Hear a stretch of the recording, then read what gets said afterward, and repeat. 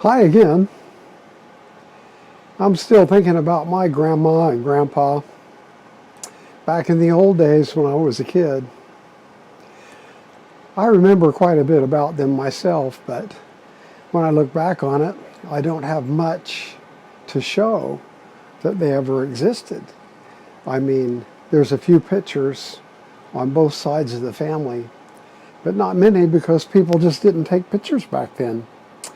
I have a few odds and ends. For example, the only thing I have from my granddaddy Crowley is this whistle. This whistle says on the back that it was handmade by C.T. Crowley in 1884. When he was a little boy, he made this whistle and played with it. I mean, how many toys did they have back then that you could just go to the store and buy? Well, you couldn't. There weren't any Nerf guns, airsoft guns, little toy cars, Hot Wheels, whatever. The list goes on forever. And so a lot of the times you just made your toys. You played with sticks and you played with hoops and you played with anything you could play with. And one of the things my grandpa played with was this whistle that he made.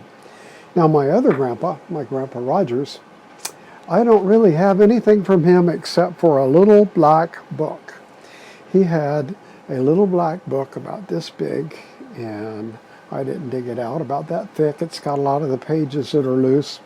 And it was just his book of favorite sayings, favorite scriptures.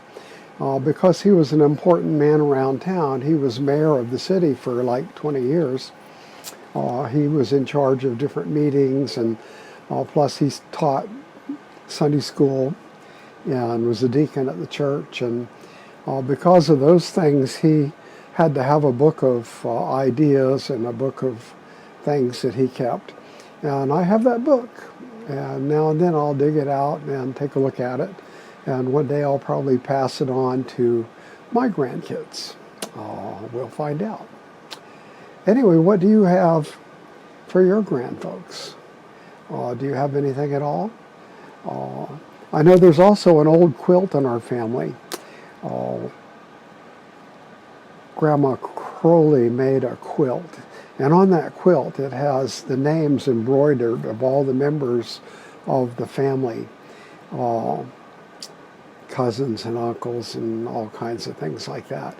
And the quilt is over 100 years old now, and it's getting in bad shape. One of these days I'll have to rebuild it. But anything you can have like that that's a little remembrance, a little tie to the past, is kind of nice. And that's what we've got. Those were good old days, and I remember them. And I'll be sharing some of the things right here for you to hear.